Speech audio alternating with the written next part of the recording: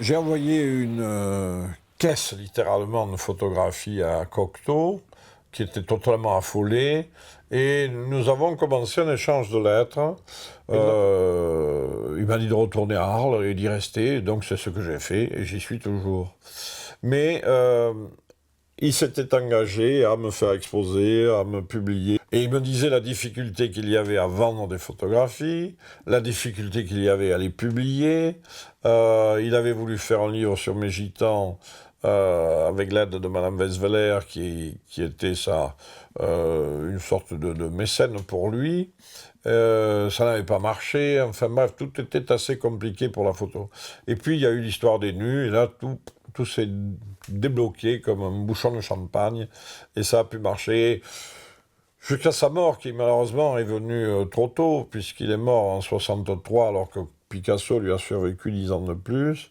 Nous avons eu un échange très très dense et très productif, puisque je faisais des photos, on les sélectionnait avec Jean-Marie Magnan, et puis je les envoyais à Cocteau ou à Picasso. Et là, l'un ou l'autre apportait mes photos, il faisait des commentaires.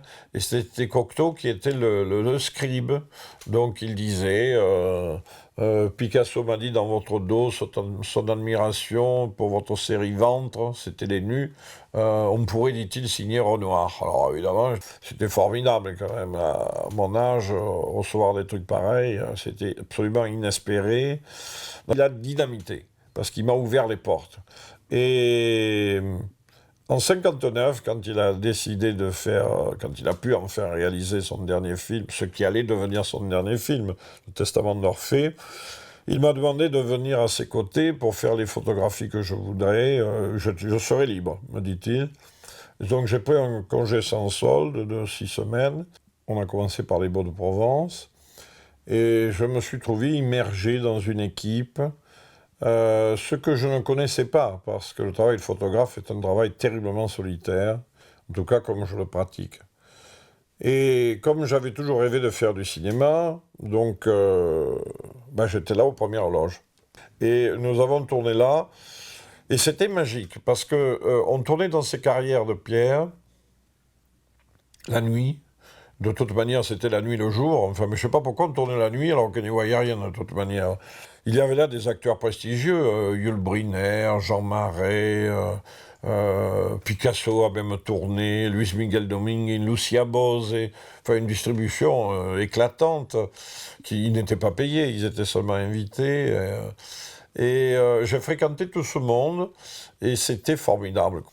Et puis là, tout d'un coup, j'étais dans la poésie. C'est-à-dire que les personnages de Cocteau, c'était des personnages quand même qui venaient du plus profond des mythes, notamment le Sphinx, notamment la déesse Minerve, ses accompagnateurs qui étaient des hommes chevaux, qui étaient le fruit de l'imagination de Cocteau. Puis c'est ça le cinéma, c'est ce qui est drôle, c'est sûrement Hollywood pareil, mais moi je découvrais ce monde-là.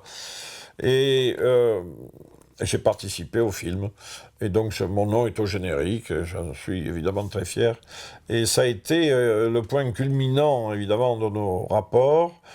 Entre-temps, je lui envoyais des photographies quand il était malade, j'envoyais une photographie tous les jours. Et il me dit d'ailleurs, dans sa dernière lettre, quelques mois avant sa mort, tes photos tombent sur mon lit de malade et sont mieux que les remèdes.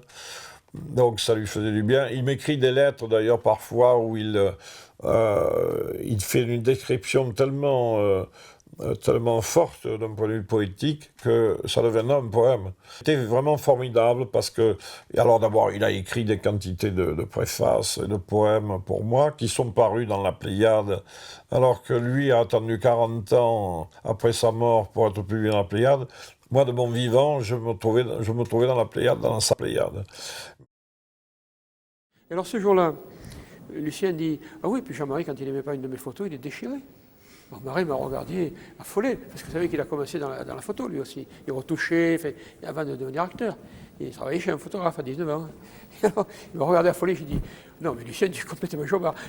Ce qui se passe, j'ai dit, peut-être que quand je n'aimais pas une de tes photos, que je l'aimais moins, tu la déchirais peut-être dans ta tête, mais j'ai jamais été attentatoire au point de déchirer une photo. Et il a des fois ce besoin de donner un coup de pouce à la vérité qui est éloquent. Mais des fois c'est embêtant.